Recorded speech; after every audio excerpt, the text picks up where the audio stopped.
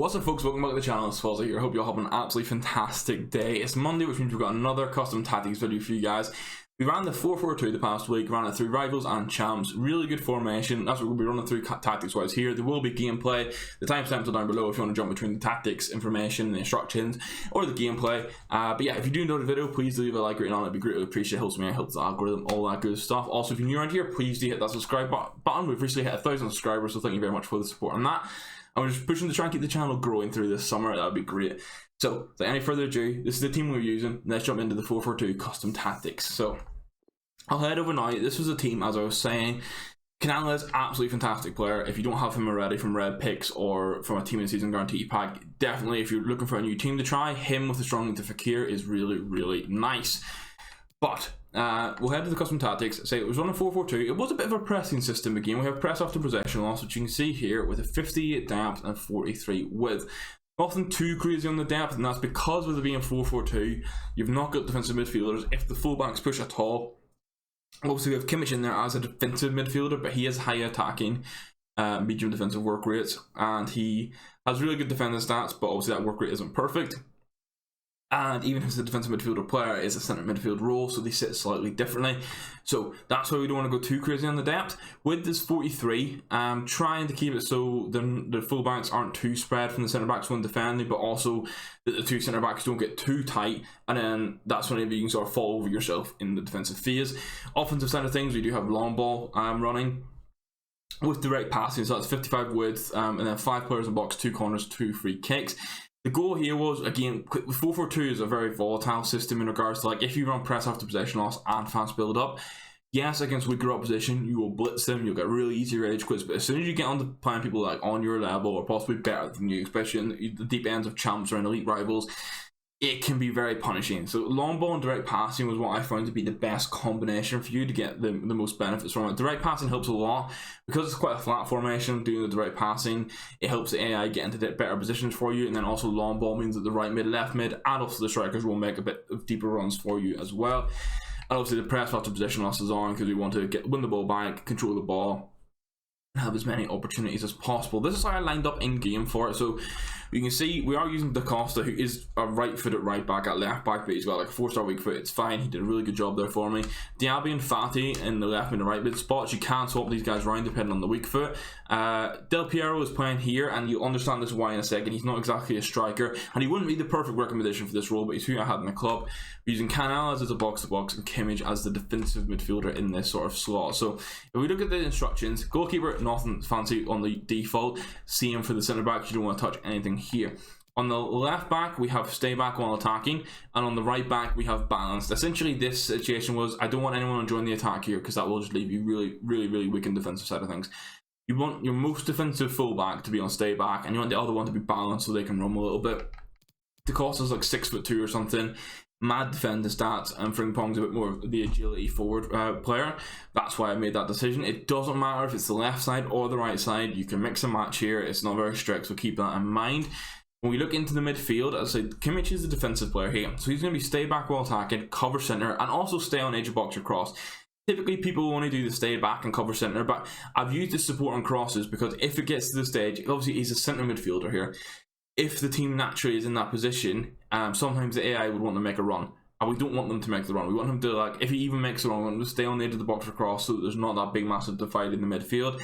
I found that worked really well and helped in the position, and also in the cases where maybe I'm attacking, hit a cross in, hit a pass in, it gets intercepted. I'm not instantly just left with, like, maybe my fullback and 2 centre backs. Kimmich is sort of in there in that spot to gather things up.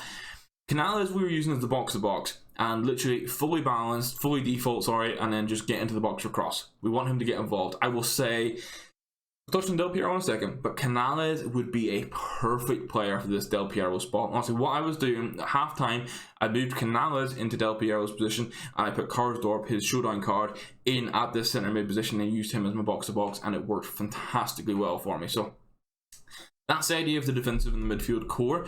The left midfield is going to be getting behind, getting the box across, and we do the exact same for the right mid. I decided not to use cut inside this time and just go purely on getting behind. I sort of let on the fact that getting behind with the long ball combination would mean that they will make big runs penetrating the right back and left back into those bits of spaces for me.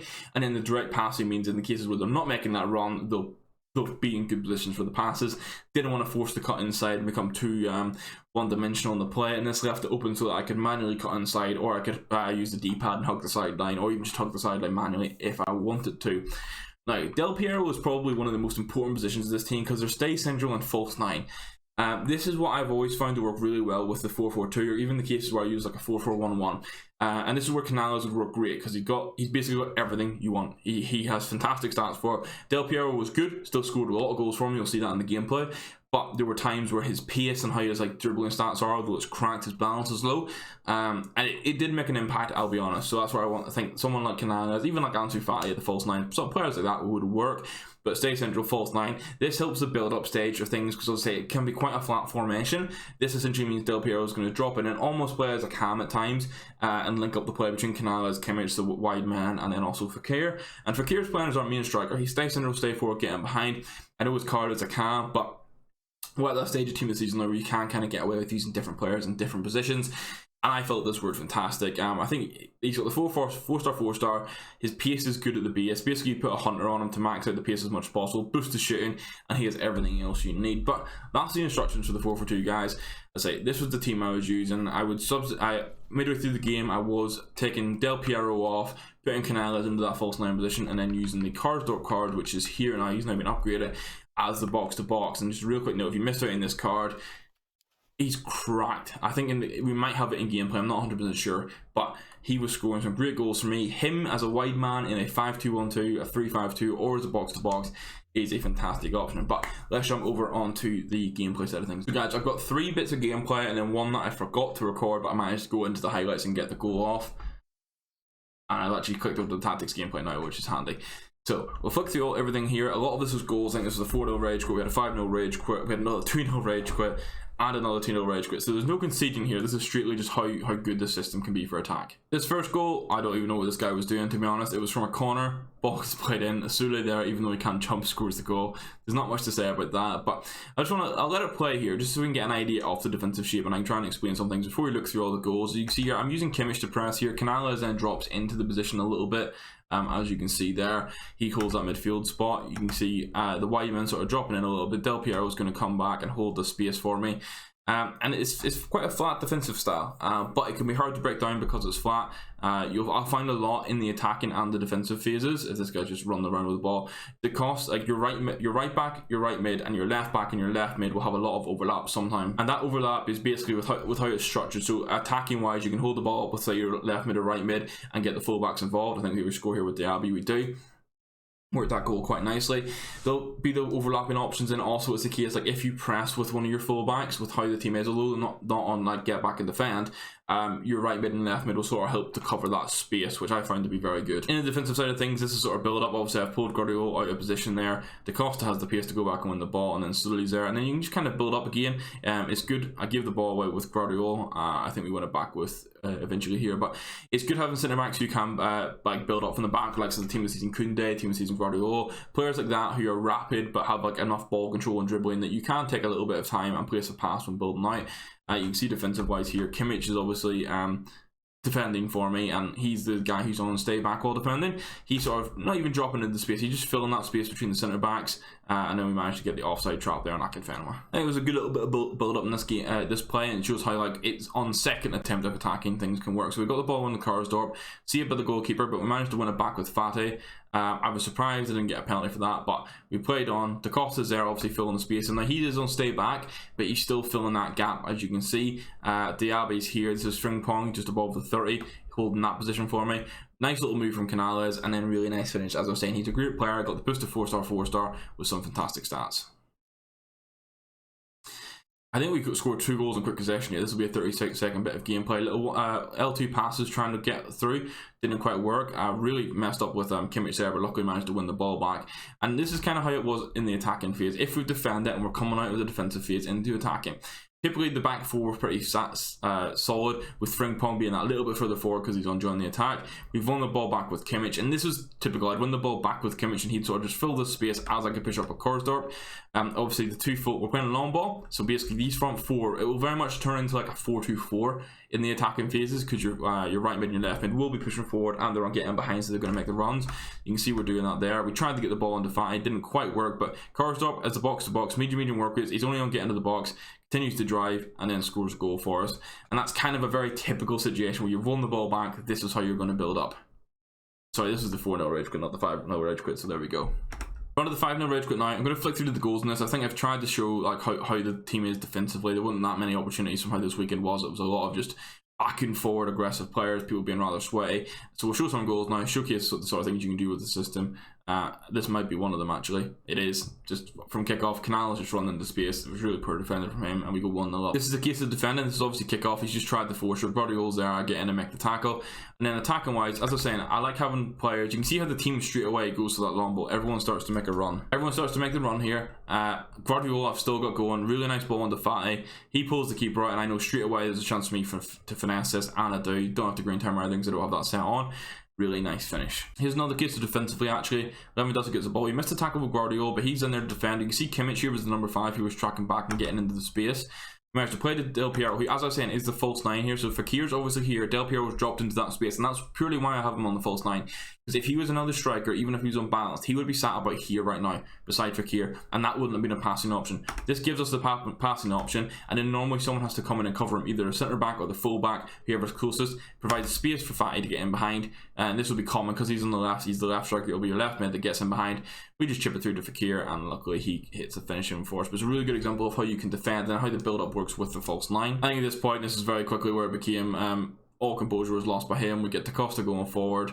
Fatty has the ball, I chip it in through to Del Piero, and this is one of those really nice lofted finishes, which I can do with Del P quite a lot. Again, that's one of the run options you can get with him being on the false 9. You can see again, as we're picking the ball up, Kimmich is on a run, you've got Diaby out there on a run, but Fekir's further forward than Del Piero. Del Piero is essentially playing like a cam position, but it means you can send him on runs from pressing L1 or LB, depending on your console, and then he'll go on the run into the box for you and can find space like that. And then the final goal was well defending with Kimmich. Kimmich is one of those players you can just kind of like do the bullshit defensive midfielder defending with. I saw Fekir on the run, played it through, he pulled his defender, and we just know this is an opportunity to chip it right over and finish the game off. This final bit of gameplay lasted just about a minute or so. Depending how quickly the goals come in, we may have to speed things through, but I think overall the 4-4-2 is a really nice formation to have in the books. I will say it's not my preferred formation, like as regards to like it's not my favorite. I still much prefer the narrow systems and the likes of the 5-2-1-2 or a 5 at the back, but that is always my preference for it. I love the systems where there's 3 centre backs and I can get really involved with the wide men.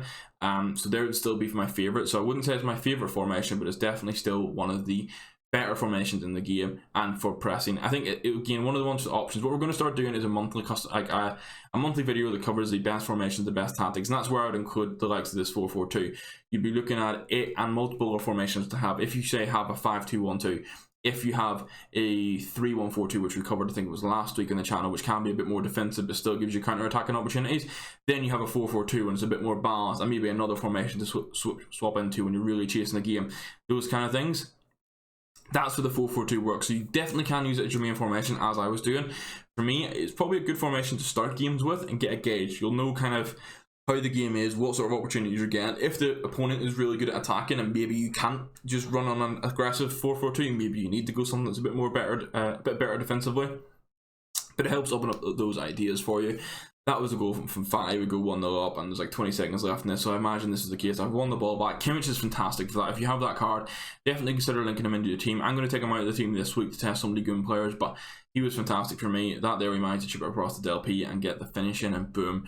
2-0 rage quit, 4-4-2 gameplay is over. We'll head back to the game now to finish things off. So guys, that's the 4-4-2. We've went through the tactics, the instructions, and the gameplay. Let me know in the comments down below what you think of this this style of video and also this formation. Is it something you're going to use? If you do use it, please give me feedback and let me know how you got on with it. Also, if you have your own if you have your own 4-4-2 that's slightly different, let me know what you prefer to run, because obviously this is tailored to me, and then I try to make it so that it's a more, I'll say, universally applicable formation, because there are times where I'll just want to run 90 depth 5-2-1-2, but not everyone wants to do that every weekend, and that's why we try these different systems. So Let me know your thoughts on that sort of thing in the comments down below. Hit that like button if you enjoyed it. Hit that subscribe button if you're new around here, and we'll see you in the next video, guys. Thank you very much for watching. Quick reminder, you can follow me on Twitter, and you can join the Discord if you want to talk to me more regularly. It's great to get you guys involved more in the community, but I'll see you next one, guys. Thank you for watching. Goodbye.